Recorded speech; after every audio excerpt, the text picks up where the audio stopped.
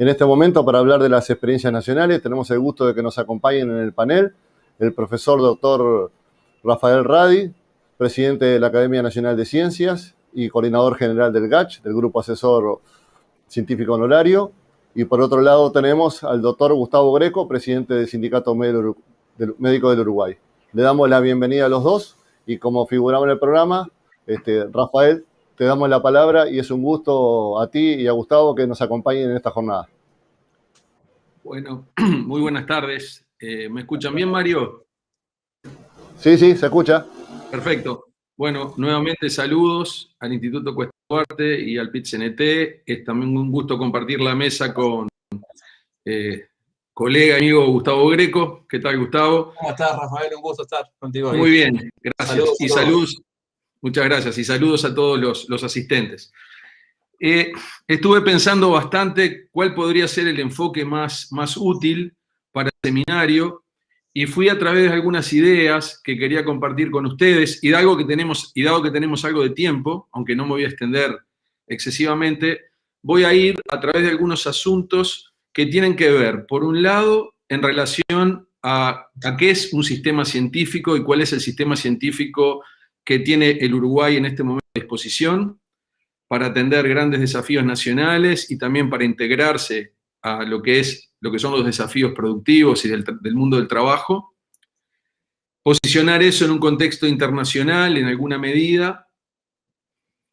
Y después justamente tratar de vincular el eje conocimiento e innovación con el eje salud y trabajo, que son el área de salud, una de las áreas en la que nosotros más hemos trabajado, desde el ambiente universitario y la facultad, pero naturalmente desde el ángulo del trabajo, que es el foco del interés, entiendo, de la reflexión que el Cuesta Duarte hace en relación a su tarea y en conexión con el PIT-CNT. Entonces, en relación al punto relacionado al conocimiento y cómo Uruguay está dispuesto en este momento, quiero resaltar algo que algunos de los conferencistas en la primera mesa de ayer mencionaron, y es el rol decisivo de tener un sistema científico integrado en todas las áreas, y en particular el rol de las ciencias básicas y la necesidad de protegerlas. Y esto es algo muy importante porque cuando uno lo mira de las perspectivas del mundo del trabajo y de la producción y del ciudadano que no está tan cerca del ambiente académico y científico, puede pensar que el trabajar en materias básicas y el invertir en materias básicas es un gasto superfluo para un país de escasos recursos. Por el contrario, la mirada que nosotros tenemos, la experiencia comparada y lo que nos ha pasado en este año de pandemia claramente indica que un aparato científico con ciencias básicas fuertes le da el fundamento, los cimientos y el sustento a todo lo demás. Naturalmente, conectadas con todas las otras áreas que van desde las ciencias aplicadas, la tecnología y finalmente la innovación. En ese camino tengo que decir que Uruguay transitó en este año una experiencia formidable de integración e interacción con un conjunto de disciplinas básicas y no básicas y un trabajo interdisciplinario fenomenal. Entonces rescato el concepto de la interdisciplina, camino que desde el Uruguay se viene recorriendo ya desde hace algunas décadas y muy en particular esfuerzos que desde la Universidad de la República se han hecho concretamente para generar el llamado espacio interdisciplinario que ya cumplió más de 10 años. Entonces es en ese diálogo de las disciplinas donde se pueden lograr cambios cualitativos y cuantitativos muy importantes en los procesos científicos y tecnológicos actuales. Y esa ha sido un poco la experiencia de este año, donde la pandemia no es un tema de los virólogos solos, tampoco es un tema de los CTIstas solos, y Gustavo es un CTIsta muy avesado, tampoco es un problema de los médicos de familia solo, y tampoco es un problema de los matemáticos que proyectan el curso de la epidemia solo. Este es un problema, la pandemia es un problema multidimensional, es en esa multidimensionalidad que Uruguay lo ha abordado, y creo que justamente la posibilidad de tener un sistema científico que cubra todas las áreas posibles con gran solvencia es muy importante. Entonces, reivindicar en este momento, y sobre todo de cara a un trabajo que desde lo presupuestal tenemos que hacer como sociedad, reivindicar y la necesidad de sostener y profundizar un sistema de ciencias básicas potente. Sobre este asunto también quería proponer otra dimensión importante, y que es la ciencia como un derecho humano y el derecho a la ciencia. El derecho a la ciencia es uno de los derechos humanos que han quedado un tanto relegados, si bien está en la declaración, ya está indicada en la Declaración de Derechos Humanos del año 1948, en su artículo 27, y en el año 1966 las Naciones Unidas refrenda eso y traslada como obligación vinculante a los países el derecho a la ciudadanía a poder desarrollar ciencia, a poder obtener conocimientos científicos y poder disfrutar de sus aplicaciones. Entonces ahí hay un largo recorrido, y hoy que se está hablando del acceso a la ciencia y del acceso de la literatura científica y cómo las bases bibliográficas cada vez más tienen que tener amplitud para toda la población, y en estas semanas estamos teniendo todo un debate en relación al portal Timbó, es que la dimensión de la consideración del derecho a la ciencia en sus acepciones más amplias tiene que estar en la mesa, porque también a partir de ese conocimiento y a partir de ese acceso a la ciencia es que la clase trabajadora y los procesos productivos pueden alimentarse en tiempo real. Yo no soy un experto ni mucho menos en las relaciones del desarrollo científico, desarrollo del mundo del trabajo y desarrollo del PBI de los países, pero hay algo que me interesaría compartir con ustedes, y son datos sobre los que trabajé entre ayer y hoy. La producción científica de los países hace 40 años y el número de científicos involucrados en las tareas hace 40 años, estamos hablando de fines de la década de los 80, un poquito antes de la caída del muro de Berlín, se distribuían de la siguiente forma, y van a ver qué interesante es esta comparación cuando comparamos el 88 con el 2020. Bueno, el primer país hace 40 años era Estados Unidos, el segundo Japón, el tercero el Reino Unido, el cuarto la Unión Soviética, y el quinto compartido entre Alemania Federal y Francia. China no aparece en los 10 primeros puestos, la India no aparece en los 10 primeros puestos, y Latinoamérica empieza a aparecer en la saga de la lista de países con Brasil, luego Argentina y luego México. ¿Qué fue lo que ocurrió en 40 años? Hoy, en realidad, hace 2 años, China acaba de superar a Estados Unidos en cuanto a producción científica. Hoy China es el número 1, Estados Unidos el número 2, el número 3 el Reino Unido, aparece en el cuarto lugar la India y en el quinto lugar Alemania. La Federación Rusa aparece después del 10º lugar. Y en Latinoamérica sigue apareciendo Brasil y luego México y luego Argentina. ¿Qué estoy diciendo con esto? Que en la distribución de la producción del conocimiento científico internacional ha habido cambios importantes. Y estamos asistiendo a la primera vez en la historia de los últimos 100 años donde China supera al mundo occidental en producción e India se coloca dentro de los 5 primeros. Y cada uno puede sacar sus propias conclusiones en relación a lo que significa eso en términos de producción y del mundo del trabajo.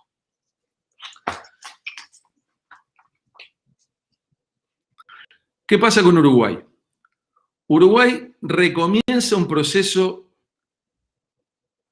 de conformación de un sistema científico en el año 86-87, con la conformación del Plan de Desarrollo de Ciencias Básicas, naturalmente luego del retorno de la democracia, de la autonomía universitaria, empieza a aparecer como primer hito el Programa de Desarrollo de Ciencias Básicas, impulsado por el científico y médico uruguayo Roberto Caldeiro Barcia, proceso que se continúa en forma exitosa hasta el día de hoy.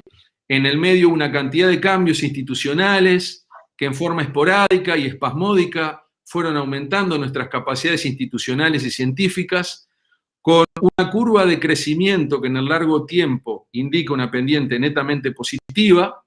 Recuerdo que en el año 86 y 87, cuando nosotros éramos estudiantes de la Facultad de Medicina y nos incorporábamos a la primera generación de estudiantes del PDCIVA. Los científicos profesionales categorizados eran un puñado de 25 o 30, y hoy el Sistema Nacional de Investigadores, considerando estudiantes avanzados de doctorado y científicos, congrega a los 2.000 científicos. Y ese es el capital que hoy tiene Uruguay, y algo muy bueno es que esos 2.000 científicos, a través de la página del Sistema Nacional de Investigadores, donde me tocó servir como miembro de la comisión honoraria por 11 años, sabemos exactamente qué es lo que está haciendo cada uno de esos 2.000 científicos en todas las áreas del conocimiento, desde las humanidades hasta las ingenierías, pasando por la medicina y las ciencias biológicas. Ese es un capital que está catastrado, que está categorizado y que seguramente mucho puede dar al mundo del trabajo y al mundo de la producción en la medida que se busquen las vinculaciones fértiles. Todo esto lleva a un concepto que tiene que ver con la generación de ecosistemas de ciencia, tecnología e innovación. Para que esos ecosistemas funcionen, entre otras cosas, tiene que haber institucionalidad adecuada, con liderazgo adecuado, políticas de Estado, aspectos legales y regulatorios que faciliten esa transición desde el mundo del conocimiento al mundo de la producción y del trabajo, y por supuesto presupuesto. Presupuesto que debe estar comprometido y que debe dar certezas en el largo plazo. Estos son procesos que llevan décadas, no días, semanas o meses. Paso al segundo punto que quería charlar. ¿Cómo comparó el desempeño científico de Uruguay en el marco de la pandemia? ¿Y qué oportunidades el sistema científico aprovechó, en el mejor de los sentidos, para contribuir a la sociedad? ¿Y qué circunstancias no pudo aprovechar porque las condiciones objetivas no están dadas? Y en ese sentido, me voy a remitir a un seminario en el que me tocó participar, organizado por el Banco Interamericano de Desarrollo, hace unas semanas, donde se compararon experiencias de distintos países del mundo, donde invitaron a Uruguay a exponer, y también expusieron otros países que fueron destacados por distintos aspectos del enfoque de la pandemia científico, tales como Israel y Corea del Sur. Y sobre esos dos ejemplos, muy brevemente, me voy a expedir. Sabemos que en Uruguay hubo una respuesta científica potente en relación a lo que fue el desarrollo de los test diagnósticos, sobre todo. Y también hubo una respuesta científica potente en lo que tiene que ver con el asesoramiento calificado. Pero lo que Uruguay no pudo hacer fue transformar la situación dramática de la pandemia en una oportunidad para generar trabajo de calidad. Cosa que sí hicieron los sistemas de Israel y de Corea del Sur, en lo que ellos denominan circuitos virtuosos de creación, ciencia, innovación y trabajo.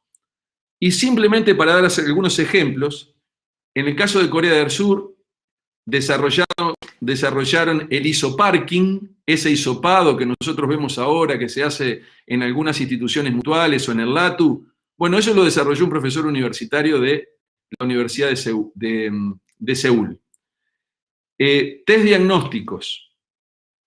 40 compañías surcoreanas que exportan a 130 países sus test diagnósticos. Máscaras faciales. 150 compañías que proveen a toda Corea del Sur de las máscaras y que exportan a un conjunto enorme de países del Asia y del resto del mundo. Vacunas. Desarrollo de vacunas, que era uno de los focos de este seminario, y producción de vacunas a través del Instituto de Vacunología de Corea del Sur. Y finalmente, tratamientos a través de ensayos clínicos que reposicionan drogas que se utilizan para otros fines, tratando de mostrar si pueden ser útiles para el SARS-CoV-2. Entonces, tanto en diagnóstico, como en prevención, como en vacunas, como en tratamiento, el sistema de ciencia, tecnología e innovación de Corea del Sur pudo, a través de un conjunto de compañías, ir instrumentando respuestas que tienen que ver desde el mundo de la producción y del trabajo. En el caso de Israel, compañías que se han especializado en el desarrollo de métodos de sanitización, de superficies, por ejemplo. que lo utilizan en Israel y lo exportan a todo el mundo. Métodos diagnósticos, tratando de desarrollar métodos para detectar la presencia de SARS-CoV-2, tanto a través de la saliva como del gas exhalado de nuestra respiración.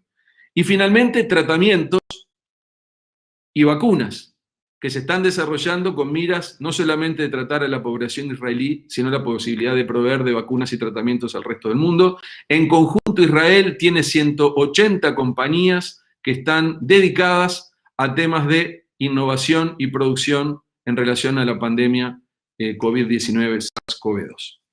Por eso digo, en ese sentido, Uruguay pudo completar el 50% del proceso que tenía que ver con el desarrollo de capacidades locales y el asesoramiento experto, pero hay otra parte de ese circuito virtuoso en donde por un conjunto de limitaciones no se ha podido avanzar. Y ahí es donde empieza a aparecer la posibilidad de trabajos de calidad y trabajos que generan procesos que tienen un alto valor en cuanto a lo que es los ingresos de los países.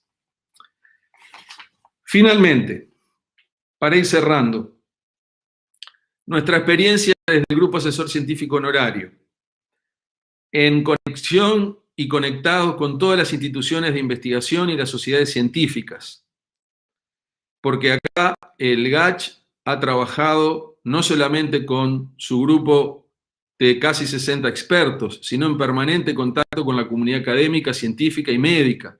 Y eso ha sido bueno, ha sido fértil. Hemos tenido vasos comunicantes en forma permanente y se ha evitado, tanto como se pudo, tener en una situación de gran incertidumbre procesos que generaran más confusión de lo que ya existe en la población. Entonces, ese proceso es un proceso que tuvo un inicio, un desarrollo y tendrá un final, porque es así como fue concebido en forma ad hoc, pero deja lecciones de cara al futuro. Cómo aprovechar el sistema científico no solamente para generar mejores condiciones en el mundo del trabajo, sino para poder asesorar en relación a políticas públicas de mediano y largo plazo. ¿Cómo será esa institucionalidad? Es algo que el país deberá discutir y resolver, esperemos que este año. Simplemente para plantearles, para cerrar, dos cosas más. Para visualizar la relevancia de tener una comunidad científica potente en el país. Parados en diciembre de 2019, si uno hacía una búsqueda en nuestras bases de datos con las palabras claves COVID-19 o SARS-CoV-2, lo que salía de esa búsqueda era 0 artículo en cada caso. Hace un rato hice la misma búsqueda. Si uno pone en la base de datos de PubMed SARS-CoV-2, se encuentra con 69.000 trabajos publicados en revistas internacionales arbitradas. No estoy hablando de resúmenes, no estoy hablando de preprints, estoy hablando de ciencia publicada y referada. 69.000 en algo más de 13 meses de pandemia. En algo más de 15 meses de pandemia. Y si uno pone la palabra clave COVID-19, son 114.000 trabajos. Este cúmulo de información exponencial, ya que hemos hablado tanto de las exponenciales en el último tiempo, tiene que haber alguien que lo procese, que lo analice, que lo jerarquice y que lo devuelva a los poderes públicos, a la sociedad, a sus colegas.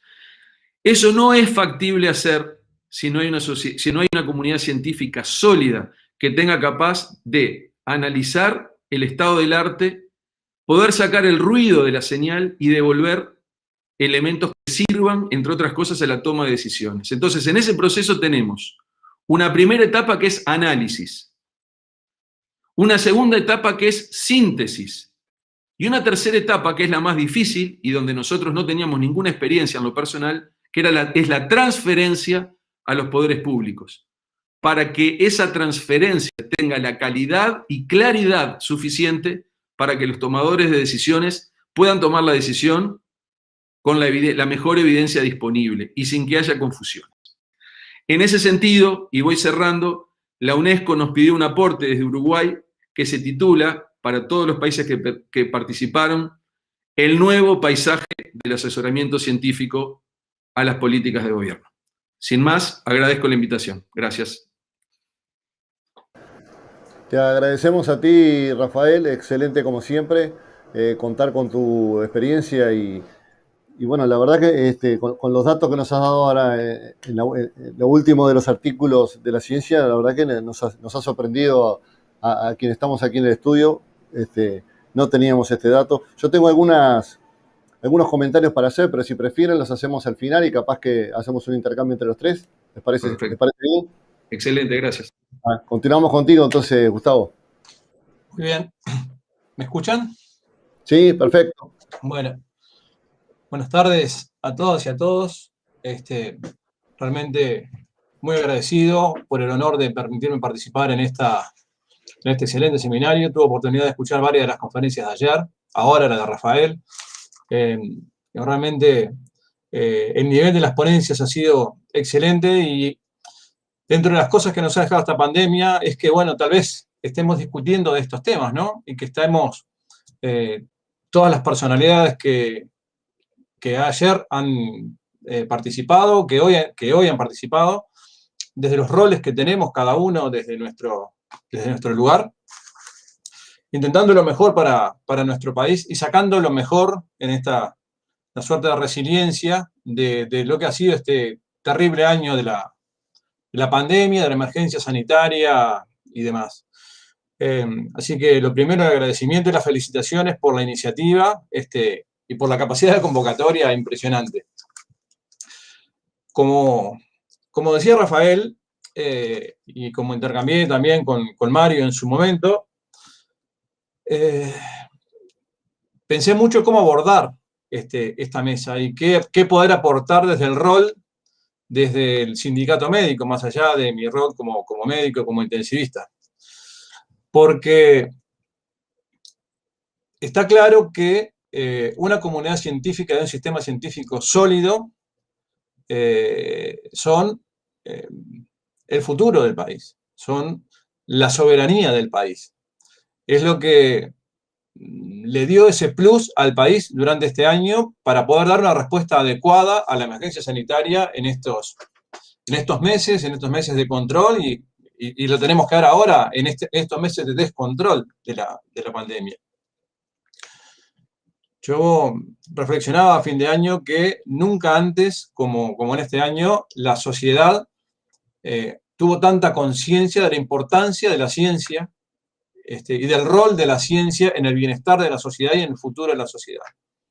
¿Cuánto le debemos a toda esa interacción, desde el grupo asesor científico honorario, a esa interacción UDELAR, Instituto Pasteur, a todo lo que ha significado el potenciar el desarrollo científico local que nos dotó de independencia? Y aquí la palabra soberanía comienza a tomar un rol y una fuerza enorme como creo que nunca antes lo habíamos dimensionado. Porque bueno, Uruguay es un país pequeño, vivimos con esa cosa de somos ese rinconcito entre Brasil y Argentina, esos dos monstruos, y reproducimos muchas de las cosas que recibimos del norte en todo sentido, ¿no? Culturalmente y específicamente en cuanto al conocimiento científico y a las prácticas que nosotros hacemos en nuestro diario quehacer, particularmente en la medicina. Y realmente hay un flujo unidireccional, casi unidireccional de conocimiento, de norte a sur, que es muy bueno que cuestionemos y que es muy bueno que pensemos entre todos en cómo amortiguar y cómo revertir. Porque la presentación, ¿cómo pongo la presentación, Mario? Aquí me perdí, ahí va. Porque me tomé el atrevimiento de ponerle este título a esta suerte de presentación con la cual quería ayudarme para intercambiar estos conceptos, ¿no? Porque hay un colonialismo del conocimiento científico que tiene un fuerte impacto laboral y en nuestra práctica clínica. Y me gustaría profundizar un poquito en estos conceptos y en cómo lo vivimos y cómo lo pensamos el colectivo médico en ese sentido. Y cómo paso acá las diapositivas, las slides.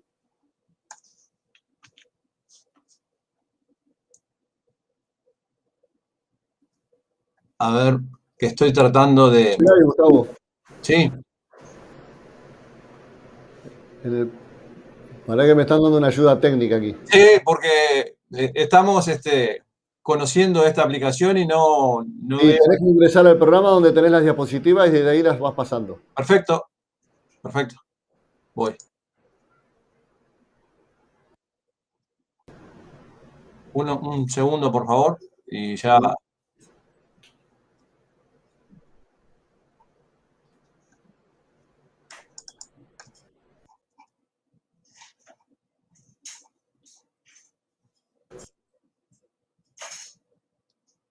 Tengo que encontrarlo.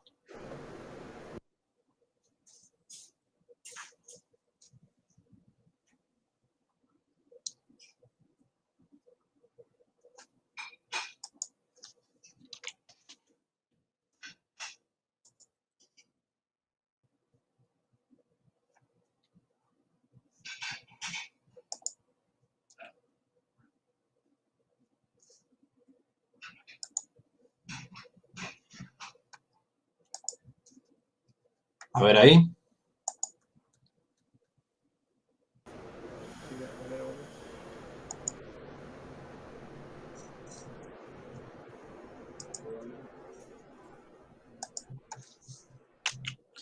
¿Ahí? Ahora sí, Ay, perfecto. bien. Bueno. Mis No hay disculpas. No hay problema. Entonces, a ver, la visión que trato de transmitir es del colectivo médico como colectivo de profesionales que ejerce diariamente la práctica clínica, que tiene una interacción con las personas, con la sociedad, tanto en domicilio, en policlínica, en la internación o en la terapia intensiva, y que aplicamos conocimiento para resolver las situaciones que a diario se nos plantean con la salud de las personas, ¿no? Pero la pregunta que tenemos que hacernos es, ¿cómo se genera ese conocimiento médico con el que tratamos a nuestros pacientes? ¿De dónde proviene? ¿Quién produce? ¿Dónde se produce? Aprendemos en la universidad, aprendemos en la facultad, leemos, nos interiorizamos, profundizamos, pero ¿dónde se genera ese conocimiento que termina en las indicaciones, en las pautas en que yo aplico para mejorar a un paciente, hacer un tratamiento, superar una situación, problema, que es lo que tenemos todos y cada uno de los días?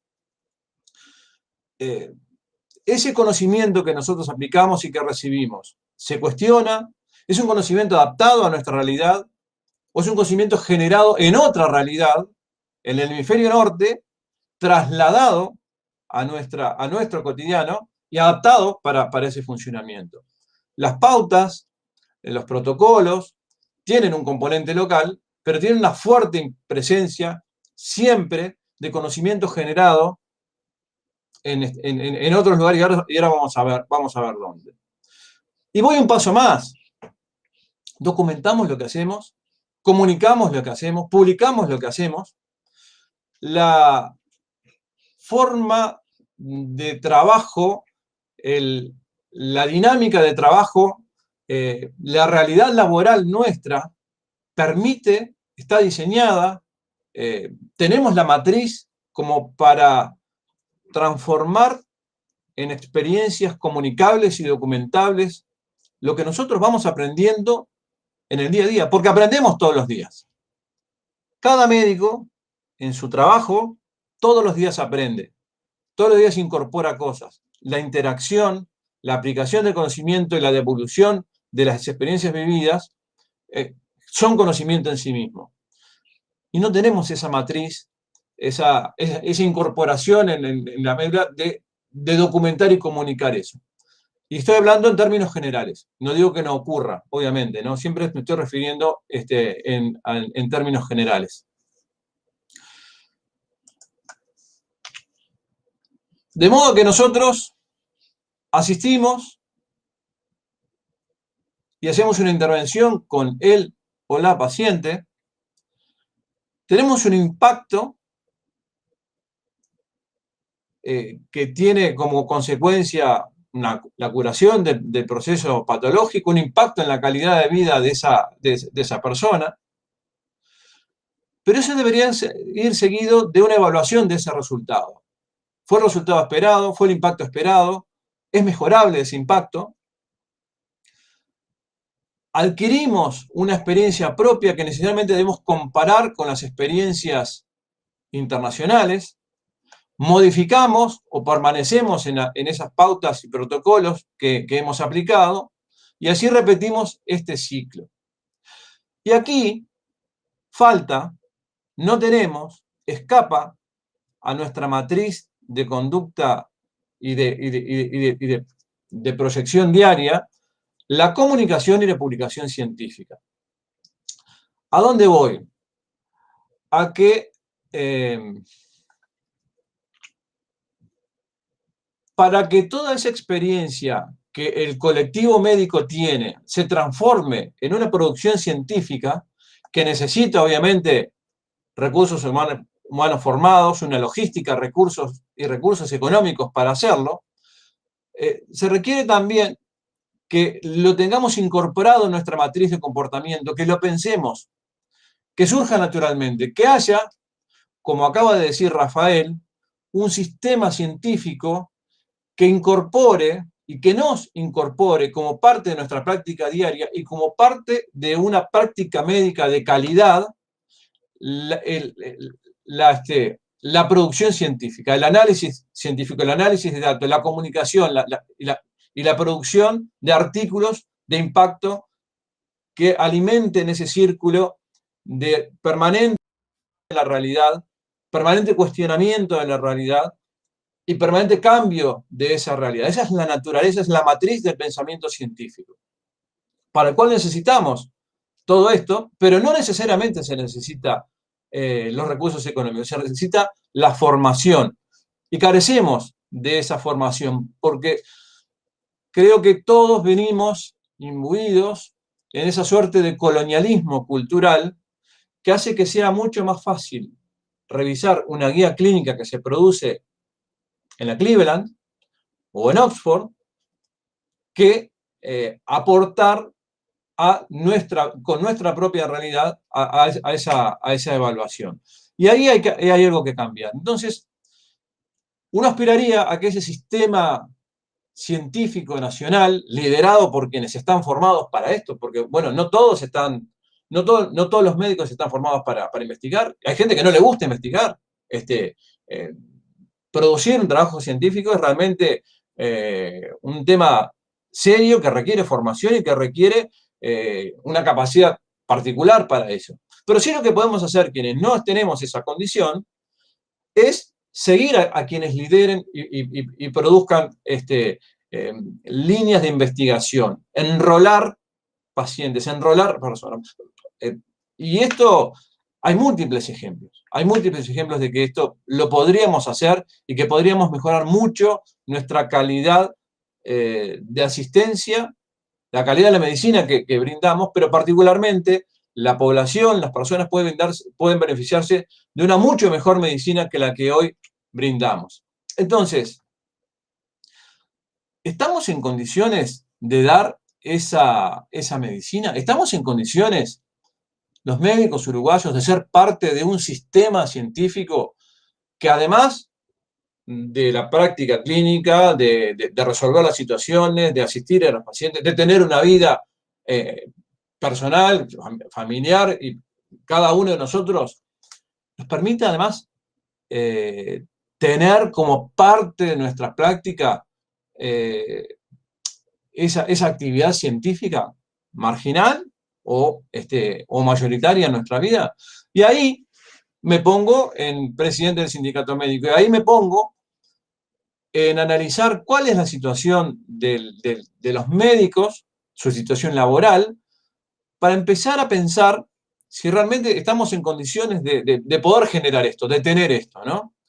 Bajando a tierra ese concepto de producir, de que nuestro país produzca contenido científico de peso y de calidad. Y entonces, claro, cuando analizamos el mercado laboral, cuando vemos qué pasa con el trabajador médico, porque somos trabajadores profesionales asalariados, somos trabajadores que cumplimos un rol con una formación profesional, sujetos a las leyes laborales, y que tenemos que tener una vida además de la profesional. Entonces, si miramos los datos de las encuestas, esto es una encuesta del Colegio Médico del año 2016, vean ustedes lo impactante de los números como para pensar en que la población médica, particularmente la población más joven, la que tiene toda la energía, todo ese ímpetu de cambiar y de mejorar cosas,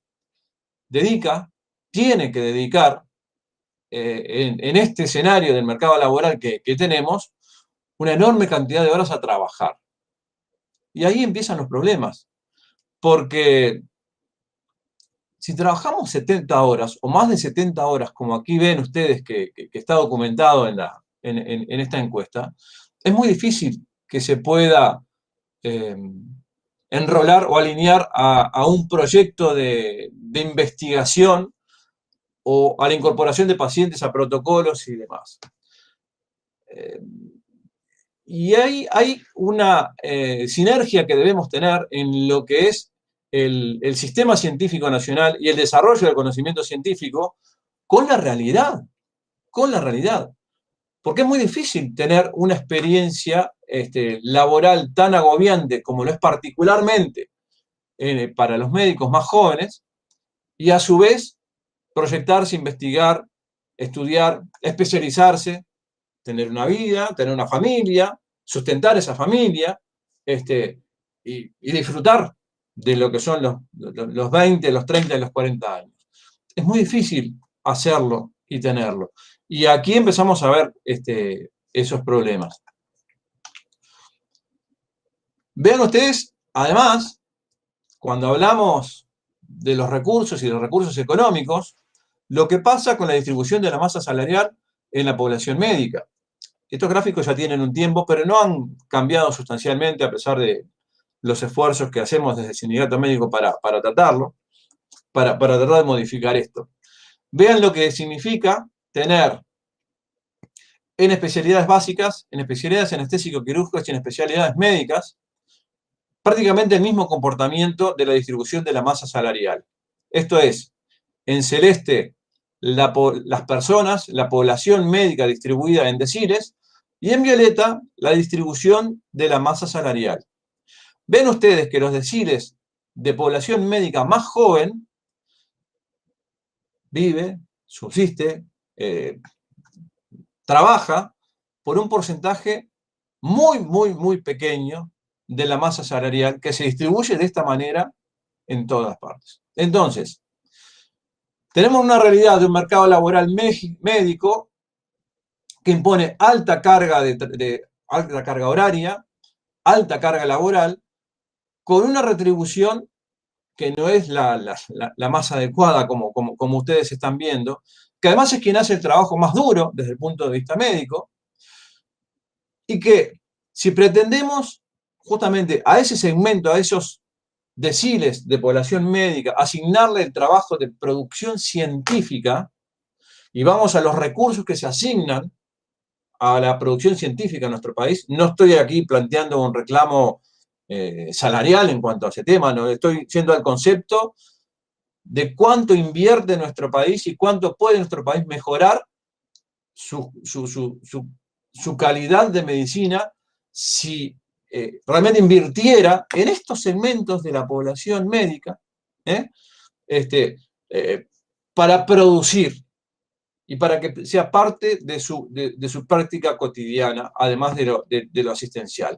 Ayer lo decían, creo que lo decía Chavagoiti, no recuerdo en qué conferencia lo decían, pero que la comunidad científica uruguaya es pequeña, esos 1.000, 2.000 personas, ni que hablar de la comunidad científica médica, y que los salarios, la remuneración asignada para la producción científica son magros, son casi ridículos para lo que significa, para el impacto que tienen para el país.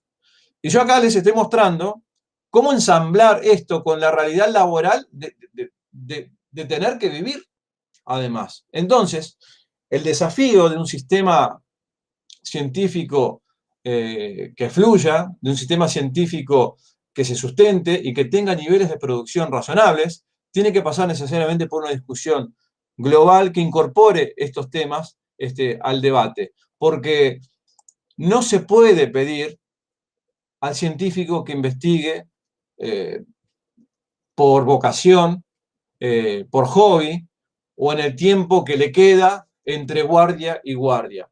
No hay manera de tener una producción científica de calidad en esas condiciones.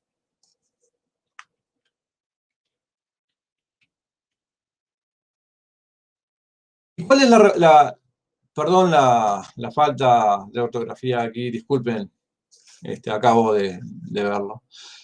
¿Y cuál es la realidad de todo esto entonces? Ya un poco lo adelantaba Rafael. La consecuencia de todo esto es que la producción científica nacional en el concierto mundial es mínima. Ya sabemos que Uruguay es pequeño, pero no debería necesariamente haber una relación entre la población, entre la demografía y la producción científica. Y de hecho, ser pequeños no es una excusa, no es una excusa válida para argumentar que no producimos porque somos pocos o porque estamos entre Brasil y Argentina. Realmente, las condiciones para la producción científica en nuestro país, el ensamble entre esa producción científica, la calidad de vida y la laboral de la comunidad,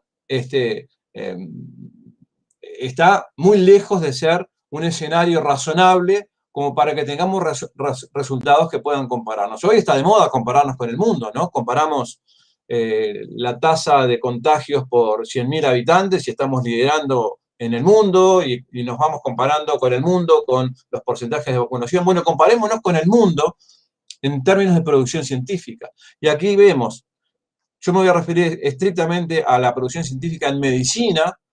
Aproximadamente unos 15 millones de trabajos se han publicado desde el año 1996 al año 2019. Uruguay produjo 6.315 de esos 15 millones y pico de trabajos. Uruguay está en el lugar 80 en el mundo en producción científica, de artículos científicos en revistas arbitradas internacionales, en medicina específicamente, en general anda más o menos ahí. 1 de cada 2.500 artículos científicos que se publican en el mundo son uruguayos. 1 de cada 2.500, el 0,04% de esa producción. Es realmente la consecuencia de esta desestructuración del sistema científico nacional que hay que rever y que hay que modificar y que hay que potenciar, sin dudas, pero este es nuestro punto de partida. Aquí tengo, perdón, esto es básicamente lo que sobre la realidad laboral que había hablado anteriormente. Aquí hay un mapa de calor sobre la producción científica en el mundo. Vemos dónde está concentrada la población, la mayor producción. Perdón, no hice referencia a que en medicina Estados Unidos lidera por lejos, por cantidad y por impacto la producción científica. Obviamente esto, además de la inversión, es el lobby para acceder a las publicaciones. No podemos dejar de mencionar ese tema. Segundo, Reino Unido. Tercero, China. Cuarto, Alemania. Quinto, Japón. Y así sucesivamente. Nosotros estamos en ese lugar 80, por allá abajo, muy lejos de los lugares preponderantes. En América Latina lidera Brasil, seguido de México, Argentina y Colombia. Ahora lo vemos.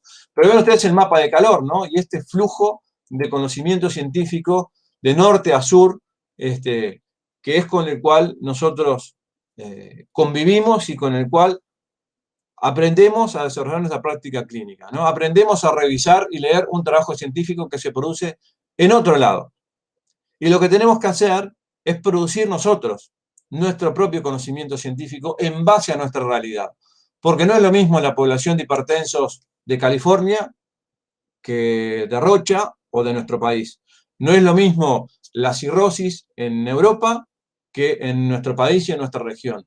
No es lo mismo. Y tenemos que tener esa matriz de conducta de comunicar y conocer nuestra realidad y difundirla, porque eso es muy importante.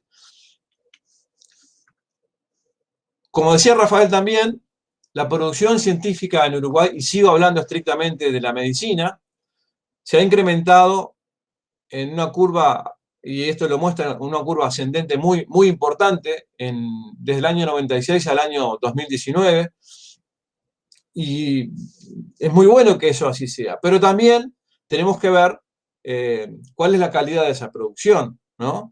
Porque también vemos aquí que los artículos científicos publicados se han incrementado mucho aquellos que no son citados, y los que son citados por autores internacionales ha decaído. Entonces, no solamente es la cantidad de la producción, sino también la calidad de la producción. Y esta gráfica nos muestra dónde estamos posicionados, casi planos en la línea, casi cerca de la línea del cero, si nos comparamos con Brasil, con Argentina y con Chile. Brasil está lejos despegado en la región, como ustedes ven.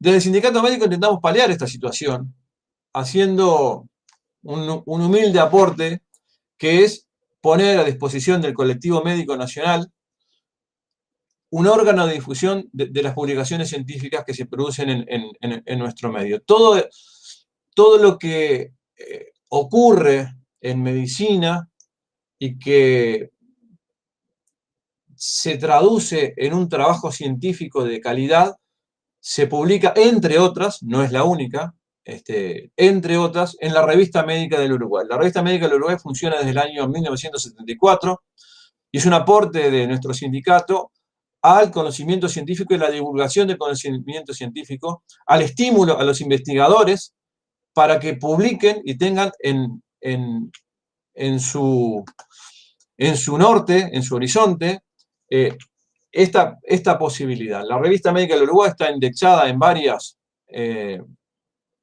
plataformas, como aquí ven, y nos permite comunicar, recopilar la realidad de la medicina nacional.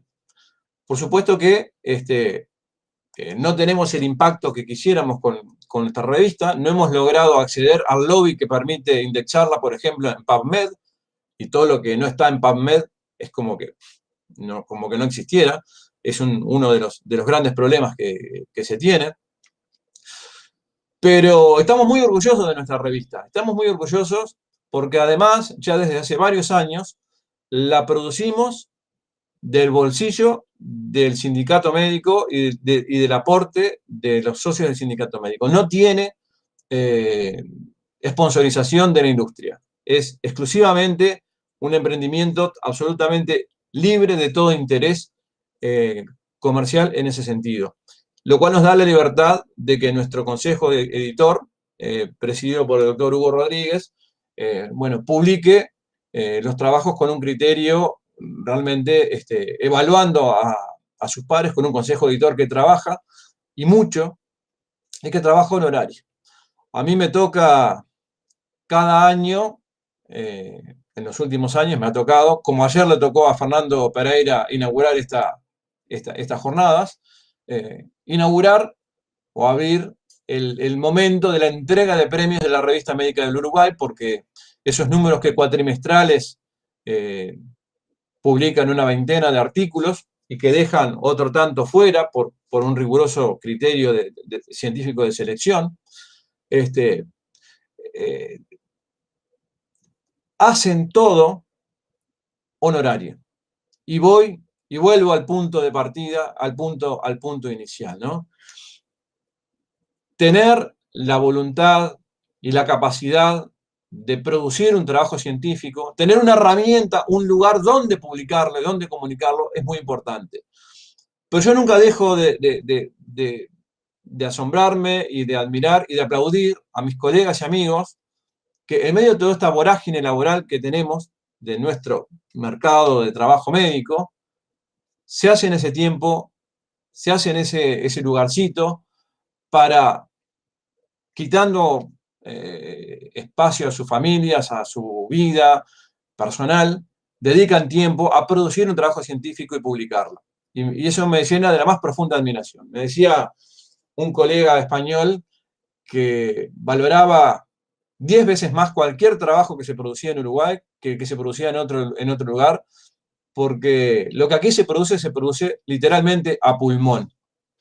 Y es así, cada uno de los trabajos que ustedes ven ahí, y tenemos muchos, está todo nuestro archivo publicado online al respecto, se hace gratis. Y ese es el contrasentido de no poder tener una capacidad de producción científica con todo el potencial que tiene la medicina nacional. Vuelvo a decir, no es una reivindicación salarial, es cuánto el país conceptualmente dedica e invierte a la producción científica como para que estas cosas no pasen. Porque esto que tenemos aquí, que estoy mostrando, que es producción científica nacional, se hace a voluntad. Y no puede ser así. Jamás debe ser así. No debería ser así. Porque el colonialismo cultural, el colonialismo del conocimiento médico pasa por esto. Pasa por la ausencia de un sistema científico nacional organizado, sistematizado, que le dé al investigador el lugar y el rol que realmente tienen que tener, con la importancia que tiene que tener. Porque no puede ser que se tenga que ir corriendo a una guardia para poder sustentar a su familia y generar conocimiento y generar producción científica. Entonces, vaya mi reconocimiento para todos y cada uno de ellos, y este granito de arena que nosotros como experiencia nacional aportamos, que son puntos de partida para potenciar lo que se entiende que debemos potenciar, que es ese sistema científico nacional como lo abordaba Rafael. Finalmente, y para no extenderme más, reafirmar que es imperioso incrementar la inversión en ciencia, investigación y desarrollo en Uruguay. Todo lo que hemos vivido con los reclamos por los recortes presupuestales a la ANI, todo lo que hemos vivido ahora y antes en reclamos de inversión económica para que realmente podamos potenciar la ciencia nacional, es absolutamente imperioso si queremos tener un país viable y soberano en el futuro y terminar con esta suerte de colonialismo del conocimiento que tenemos como en otros aspectos. Cualquier inversión económica que se haga tiene que ser pensada en términos globales y en un sentido holístico del término. Porque la población tiene que empoderarse de la necesidad del desarrollo científico del país. Disculpen lo autorreferencial y que siga pensando y planteándolo en términos de la medicina, pero hoy nuestro país, además de no tener este potencial económico de investigación científica lo suficientemente desarrollado, tampoco tiene una comunicación al respecto. Esto es una discusión que cada año surge con el tema del corralito. Justamente ahora que se modificó la posibilidad de cambio de prestadores de asistencia médica, ¿no? Entonces, siempre discutimos con el gobierno anterior y con este también la información de que dispone la población a la hora de elegir una institución de asistencia que cuide su salud. Y el staff médico es un elemento clave, central, en esa decisión. No es lo mismo un staff médico actualizado, no es lo mismo un staff médico que tenga un sistema de residencia o que esté incorporado al Plan Nacional de Residencias Médicas. No es lo mismo una institución que investigue. y que tenga incorporada la investigación como parte de su actividad. Lamentablemente nuestro país ni siquiera tiene un sistema de recertificación o acreditación de competencias y de actualización de conocimiento médico que sea validado y que sea visible y accesible a la población, y que eso sea algo que podamos trasladar como valor agregado al mercado laboral. Hoy eso no se valora, y es imperioso que sí se valore. Así que estos temas para mí son los temas de los cuales nuestra sociedad, nuestra comunidad tiene que discutir. Van de la mano, sin duda, de todo lo que se ha hablado entre ayer y hoy de mañana en este mismo seminario, de la producción, de la investigación en fármacos, de la producción de fármacos, en fin, de todo lo que va de la mano, pero tiene que tener un correlato, tiene que tener un desembarco en el médico de a pie y en nuestra práctica diaria, para que realmente se llegue a las personas y llegue a la comunidad. Así que, bueno, esto era un poco las reflexiones que quería hacer sobre estos temas, tratar de aterrizar qué significa el potenciar la calidad de la asistencia a través de un sistema de investigación que incorpore, que nos englobe a todos, que nos enrole a la mayor cantidad de médicos posible en nuestra práctica diaria, y que esto sea parte de nuestra práctica diaria. Esas 8 horas de trabajo que tenemos que tener, como pasa en el primer mundo, donde se invierte en ciencia, incorpore todos los aspectos, lo asistencial, la actualización de conocimiento y la investigación. Y no esto que acabo de describir que tenemos en nuestro país, que no es malo, pero que necesariamente tiene que ser sustancialmente mejorado. Muchas gracias por la atención, disculpen lo extenso, y felicitaciones de nuevo por el excelente seminario. Gracias, Gustavo, por tu presentación, excelente como siempre. Los dos han hecho hincapié en el desarrollo del conocimiento científico. Y ahí quería atarlo con lo último que has comentado, Gustavo, que tiene que ver, por lo menos para nosotros que lo venimos trabajando, que es el acceso a la educación. ¿En qué sentido? Desde el Instituto venimos trabajando hace mucho tiempo en la validación de los ciclos educativos, apuntando a esto que decía Rafael, ¿no? Lo del rol científico integrado y la interdisciplina, que tiene que ver y con lo que se aprende en el mundo del trabajo. Y así poder validar los ciclos educativos de la educación media o la educación superior para que los trabajadores puedan continuar en la educación formal y seguir con el aprendizaje que adquirieron en su rol como trabajador. Tomaba el ejemplo que decía Rafael sobre la ciencia y la innovación del trabajo, ¿no? Y cómo han logrado generar algunas herramientas para tratar de mitigar esta pandemia. No sé si quieren comentaros algo de eso, pero yo tengo algunas preguntas sobre lo que ustedes plantearon. Creo que una está contestada por tu última intervención, Gustavo, que decías, yo pensaba, ¿hay posibilidad de más inversión en la comunidad científica desde el Estado? O sea, ¿ustedes visualizan que eso es posible? Esa es una de las preguntas. Se supone que esta no, ojalá sea la única, pero creo que van a venir otro tipo de pandemias, otro tipo de virus, y esta experiencia que nosotros hemos tenido en Uruguay ha dejado aprendizajes. Entonces, la otra pregunta sobre el concepto de interdisciplina. ¿Es posible generar una planificación estratégica, tanto desde el mundo científico, del mundo o del rol de los agentes sociales, para ir mitigando y pensar en estar más preparados estratégicamente si tenemos que enfrentar una pandemia nuevamente? Y bueno, y por último, la dimensión social y sus consecuencias que ha generado la pandemia en Uruguay, ¿no? Yo recuerdo el 9 de marzo del año pasado estar en mi ámbito laboral discutiendo sobre el uso del tapabocas, y en 3 días estaba discutiendo sobre el mundo laboral el seguro de paro. O sea, la velocidad en la que nos ha puesto esta pandemia es algo que nos ha dejado experiencias a todos de cómo tomar decisiones rápidamente.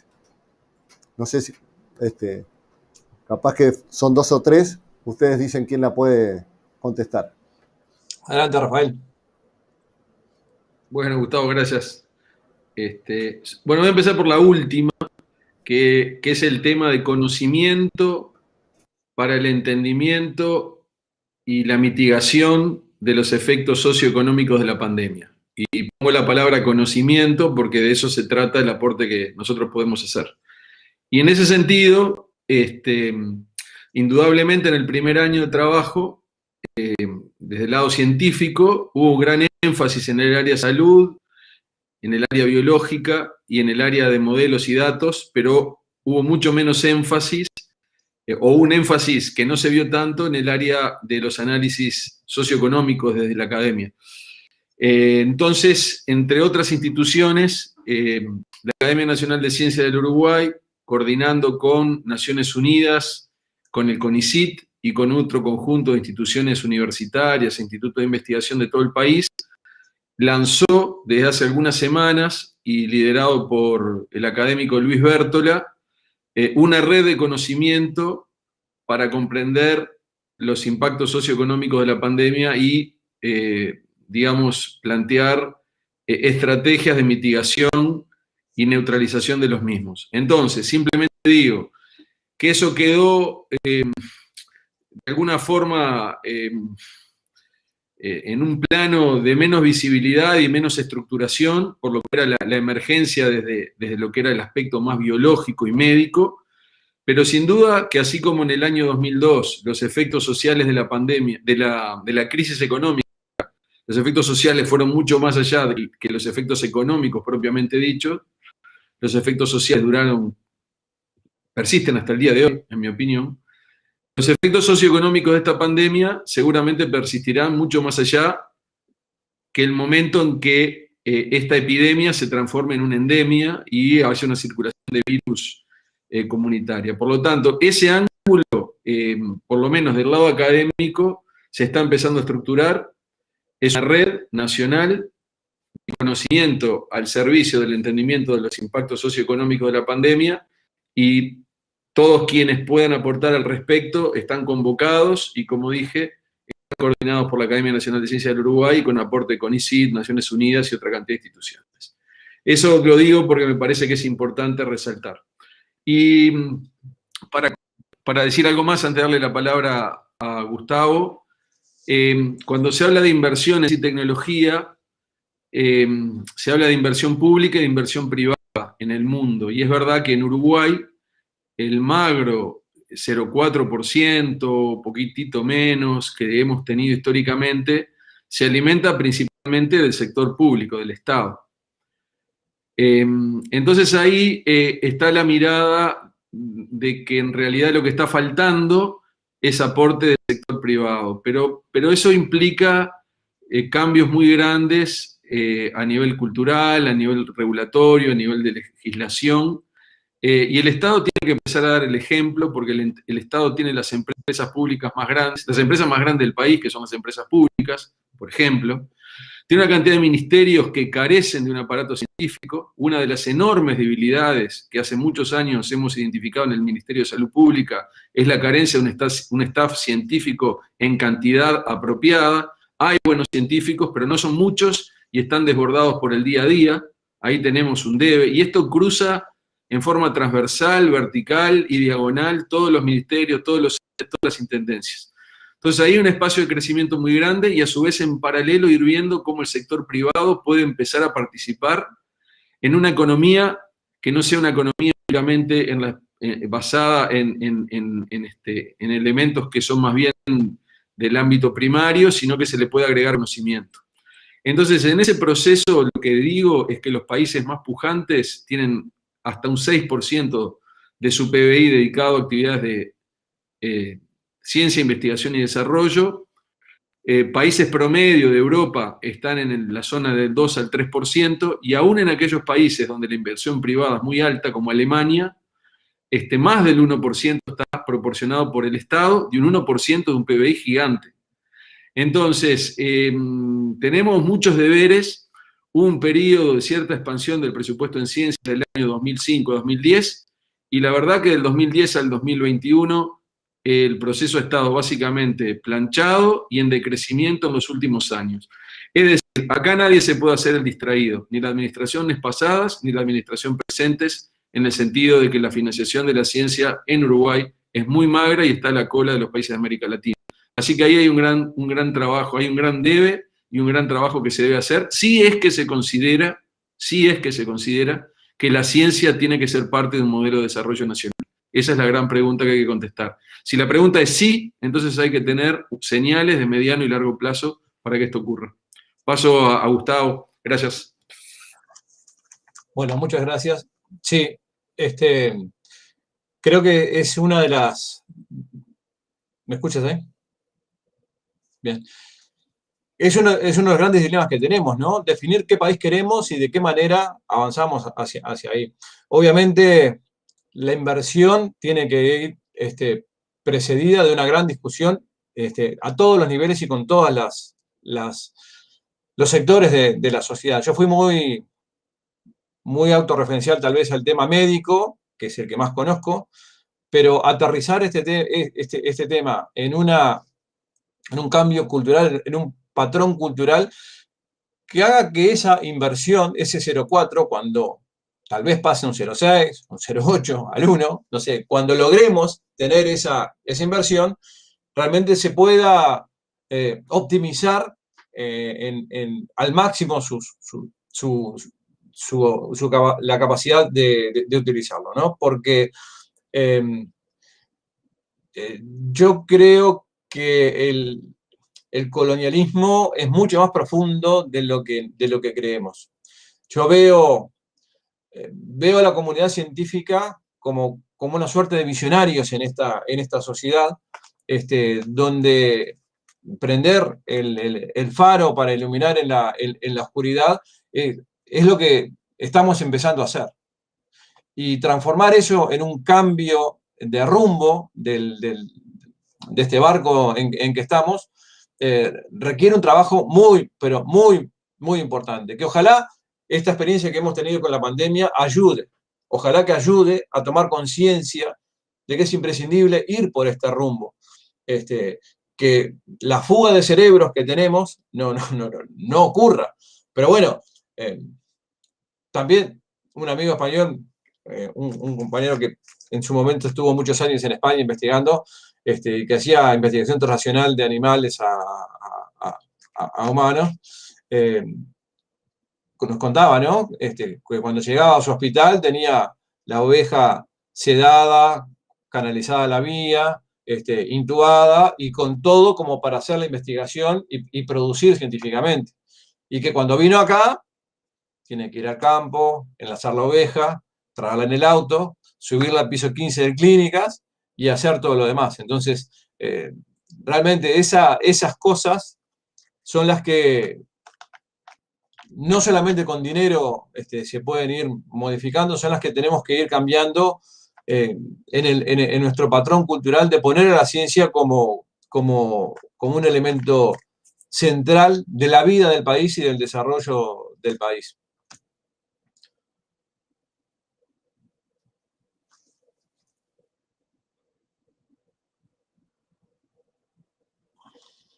¿Me escuchan ahí? Ahora sí. Sin más está decirle que los agradecimos somos nosotros por vuestra participación. Ha sido la verdad que una mesa de lujo tenerlos a ustedes que han estado prácticamente desde que empezó la pandemia con propuestas y con asesoría permanente. Así que los liberamos. Ya no tenemos más tiempo, tenemos otro invitado para recibir. Y bueno, gracias por la participación. Un placer y a las órdenes. Saludos, compañeros. Hasta pronto, saludos.